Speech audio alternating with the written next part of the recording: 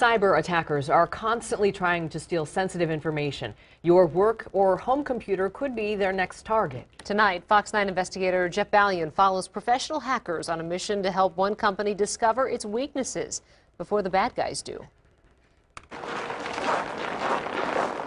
Attackers almost always have the advantage. We're ethical, right? We're here to help.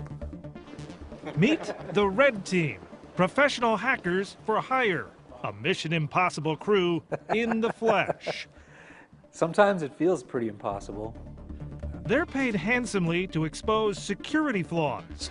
Their clients include the likes of utility companies and financial institutions. We're tagging along for their next secret mission. We got to show up and try to explain why we're there. This is The Target, a Bloomington business with clients around the world. I've looked like a fool before, I might as well look like a fool again. Why not? John Scholl is the owner of Service Quality Institute. He's giving the Red Team the green light to do whatever it takes to try and hack their way into his company's computers. It's a learning device, and I'm more of a risk taker, so I'm willing to do different stuff and learn. His employees know nothing about the pending attacks. All right, here we go. The mission begins by firing off some emails to John's staff while he's out of the country. They appear as if they were sent from John's company account. Yep, there it is. The message tells workers they're going to be contacted by a vendor who's making security updates to their computers. No matter how many times I do this, it always kind of gets me going a little bit. Ryan Manship is one of Red Team's social engineers, meaning he has a flair for fooling people into doing things. He follows up the bogus emails with a phone call. I'm calling on behalf of Security Update Delivery. He tries to spoof the staff into giving up their usernames and passwords. And all you got to do is open the email and click the link. No one bites. Yet. Another email goes out. This one looks like a message sent by the employees themselves that was returned. All it takes is for just one person to click on that View Messages box. Once they click on the link, we can do a ton of different things. Things like install malicious software to gain access to sensitive information. This time, curiosity got the best of 3 different employees. Those trick emails, or phishing as it's called, are a major form of cyber attacks.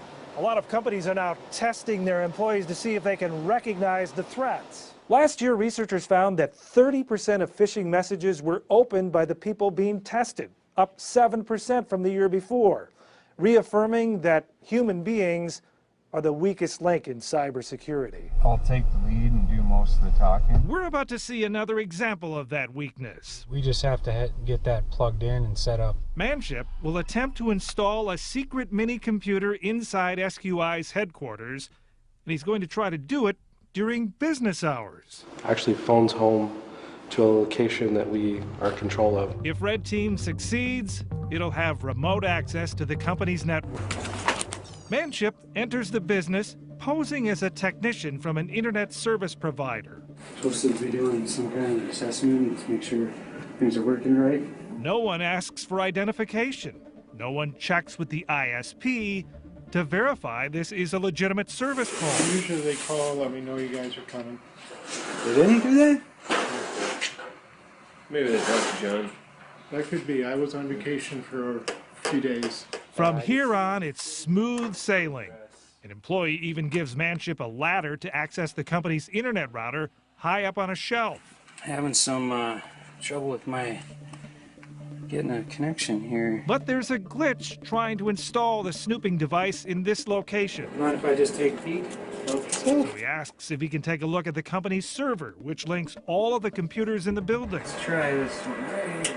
He's still having trouble setting up that secret device. Time to bail before the staff starts asking why this service call is taking so long. All right, gentlemen, I think we got what we needed. Nothing ever works like it's supposed to on the first try. Try number 2 comes a couple of weeks later. Good luck. Thanks. Red Team's Steve Kahn, a former paratrooper, aka Ghost, shows up posing as another technician. I'm actually here to close out a work order. He's not asked to show ID either. He's given free access to the server and installs that miniature computer. Red Team now has remote access to snoop. I could look at, control manipulate, do anything I wanted with the entire network. Come on in, let's go in here. John Scholl is about to learn there's a huge gap in his company's security. Yes, his staff needs to be more discerning of visitors and emails, but the most serious problem the Red Team discovered is something he never would have suspected. The impact of this vulnerability allowed us to actually carry out a more devastating attack. The first thing Red Team did was remotely hack into the office printer. They discovered no one had set up new credentials when it was installed. Khan was able to access the printer's memory by using the commonly known default settings that came with it from the factory. Once inside, they found reams of sensitive data.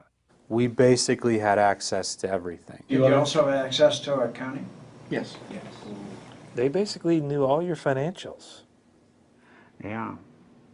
It's pretty bad. The hack also revealed passwords to every computer on the network. Something like, say, the name of a country, followed by like 92 something something. Oh my God, that's my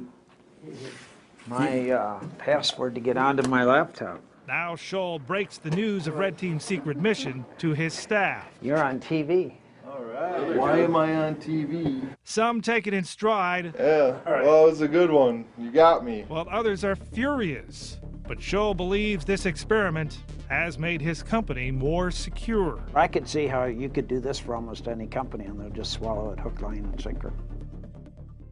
Yep, we now live in a world where every office, every home is a potential target. Simple things like changing the sign-in credentials on a printer or using more complex passwords for our devices can really make a difference.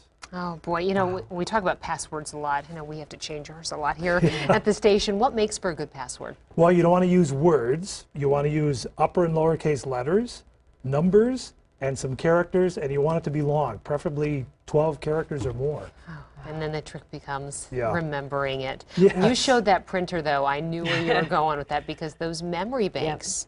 So if People don't think about that. And they get the printing your- device and they don't think, oh, I should set up a new username and password now that it's in my building. Wow, what a that great company learning a lot of experience. credit for stepping up and doing Yeah. that experiment with you guys. All right, thanks, Jeff. Thank you.